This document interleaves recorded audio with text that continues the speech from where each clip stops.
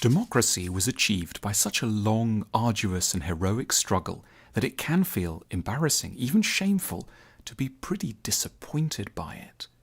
Perhaps the best guide to such feelings and to modern democracy in general is a 19th century French aristocrat, Alexis de Tocqueville. For de Tocqueville, democracy was a highly exotic and new political option. He'd been born in 1805, when Napoleon was the populist dictator of half of Europe. But he presciently believed that democracy was going to be the future all over the world, and so he wanted to know what would that be like. To find out, he set out to America with a grant from the French government. He arrived in New York together with his friend Gustave de Beaumont in May of 1831, and then embarked on a 9-month journey around the new nation. After his journey, he compiled his thoughts into one of the greatest works of political philosophy, Democracy in America, published in 1835. In the book, de Tocqueville was particularly alive to the problematic and darker sides of democracy. 5 issues struck him in particular. In France, the society that de Tocqueville knew from childhood, making money didn't appear at the forefront of people's minds. The poor had almost no chance of acquiring wealth, and the tiny upper stratum of landed aristocrats didn't need to make any more money. As a result, for very different reasons, money was not the way to judge a life.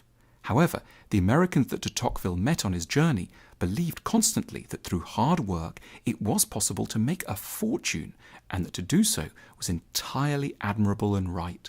Money seemed to be quite simply the only achievement that Americans respected. For example, de Tocqueville observed that in America, people believed that a book that did not sell well just couldn't be any good, because the only test of goodness for any item was how much money it happens to make. Democracy and capitalism had thus created a seemingly equitable but also very flat and oppressive way for humans to judge each other. In a chapter of Democracy in America entitled Why the Americans Are Often So Restless in the Midst of Their Prosperity, de Tocqueville sketched an enduring analysis of the relationship between high expectations and dissatisfaction, between political equality and envy. He wrote, "When all the prerogatives of birth and fortune have been abolished, when every profession is open to everyone, an ambitious man may think it is easy to launch himself on a great career and feel that he has been called to no common destiny. But this is a delusion which experience quickly corrects. When inequality is the general rule in society, the greatest inequalities attract no attention. But when everything is more or less level, the slightest variation is noticed. That is the reason for the strange melancholy often haunting inhabitants of democracies in the midst of abundance, and of that disgust with life sometimes gripping them even in calm and easy circumstances. The old rigid hierarchical European system that had denied all hope of social movement to the poor was unjust in 1,000 all too obvious ways, de Tocqueville recognized, but it had offered those on the lower rungs one notable freedom: the freedom not to have to take the achievements of quite so many people in society as reference points, and then find themselves severely wanting in status and importance as a result.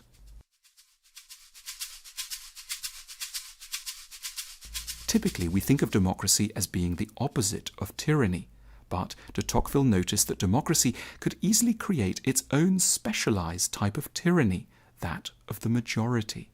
Democratic culture, he thought, often ends up demonizing any assertion of difference, and especially cultural superiority, even though such attitudes might be connected with real merit. In a tyranny of the majority, a society has an aggressive leveling instinct. It's regarded as a civic virtue to take on anyone who seems to be getting above themselves, and to cut them viciously down to size.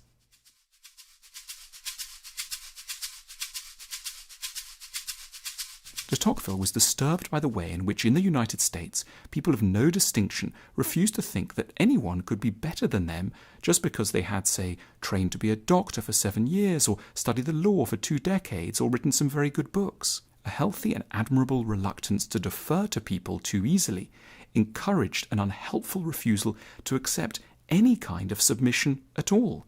And yet, as de Tocqueville saw it, it simply must be the case that some people in society are wiser, more intelligent, kinder, or more mature than others, and therefore should be listened to with special attention.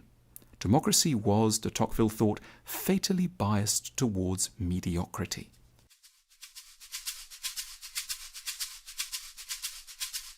You'd suppose that democracy would encourage citizens to have an open mind. However, de Tocqueville came to the opposite conclusion, that one could find few places with less independence of mind and true freedom of discussion than in America.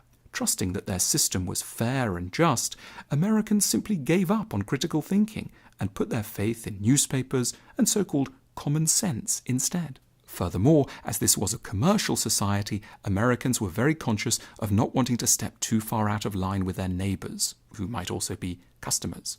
It was better to trot out clichés than to try to be original, and never more so than when there was something to sell. Although de Tocqueville says a lot of really quite grim things about democracy and America, de Tocqueville wasn't anti-democratic or anti-American. He was just trying to show why living in a democracy could in some key ways be really quite annoying and frustrating.